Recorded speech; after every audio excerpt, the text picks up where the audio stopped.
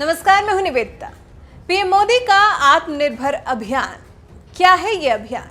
तो अगर पीएम मोदी के नजरिए से देखें तो ये एक ऐसी परियोजना है जिसका उद्देश्य सिर्फ कोविड-19 महामारी के दुष्प्रभावों से लड़ना नहीं है, बल्कि भविष्य के भारत का भी पुनर्निर्माण करना है। मतलब ये है कि प्रधानमंत्री मोदी की ये भारत को आत्मनिर्भर राष्ट्र बनाने संबंधी एक विजन है। लेकिन पीएम मोदी के इस विजन से रिजर्व बैंक के पूर्व गवर्नर रघुराम राजन इत्तेफाक नहीं रखते। रघुराम राजन ने आत्मनिर्भर भारत पहल के तहत आयात प्रतिस्थापन को बढ़ावा देने को लेकर देश को संविधान किया है। उन्होंने कहा है कि देश में पहले भी इस तरह के प्रयास हुए हैं, लेकिन ये प्रयास सफल नहीं हो पाए। राजन का कहना है कि अगर आत्मनिर्भर भारत पहल के लिए शुल्कों को लगातार आयात का प्रतिस्थापन तैयार किया जाएगा तो मेरा मानना है कि ये वो रास्ता है जिसे हम पहले भी अपना चुके हैं और ये असफल ही रहा है। मैं इस रास्ते पर आगे बढ़ने को लेकर सावधान करना चाहूंगा। भारतीय विद्या भवन के SP Jain institute of management and research के सेंटर फॉर फाइनेंशियल स्टडीज ने वेबिनार का आयोजन किया था। इसे ही रघुराम राजन संबोधित कर रहे थे। अपने संबोधन में राजन ने कहा कि देश के निर्यातकों को अपने निर्यात को सस्ता रखने के लिए आयात करने की जरूरत होती है ताकि उस आयातित माल का इस्तेमाल निर्यात में किया जा सके। चीन एक निर्यात ताकत के तौर पर ऐसे ही उभरा है।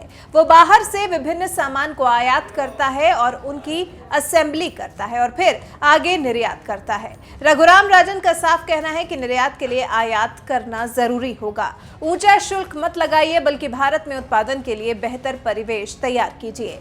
पूर्व आरबीआई गवर्नर ने कहा कि सरकार द्वारा लक्षित खर्च दीर्घकाल में फलदायी साबित हो सकता है। मेरा मानना है कि समूचे खर्च पर नजर रखनी चाहिए और सावधान रहना चाहिए। रघुराम राजन ने देश की नरेंद्र मोदी सरकार को नसीहत दी है कि एक खुली चेकबुक जारी करने का समय है, लेकिन ऐसे में किसी लक्ष्य को लेकर किया जाने वाला खर्च यदि बुद्धिमानी और सावधानी के साथ किया जाता है तो ये आपको बेहतर नतीजे दे सकता है।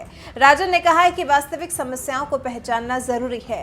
पहचान करने के बाद सुधारों को आगे बढ़ाना सही है, लेकिन इस प्रक्रिया में सभी पक्षों की सहमति की जरूरत है। लोगों, आलोचकों, विपक्षी दलों के पास कुछ बेहतर सुझाव हो सकते हैं। आप यदि उनमें सहमति बनाएंगे तो आपके सुधार अधिक प्रभावी ढंग से लागू हो सकेंगे। मुद्दों पर लंबे समय तक चर्चा तो होनी चाहिए, लेकिन लोकतंत्र में आम सहमति बनाया जाना भी बेहद जरूरी है। राजन को लगता है कि भूमि अधिग्रहण में कुछ तकनीकी बदलावों की जरूरत है। भूमि का बेहतर रिकॉर्ड और स्पष्ट स्वामित्व होना चाहिए। कुछ गिने चुने राज्यों ने इस दिशा में कदम जरूर रखा है, लेकिन अब इसे पूरे देश में लागू किए जाने की जरूरत है। तो रघुराम राजन की केंद्र की नरेंद्र मोदी सरकार को दी गई इस सलाह से आप कितना इत्तेफाक रखते हैं? हमें कमेंट कर अपनी राय जरूर बताएं।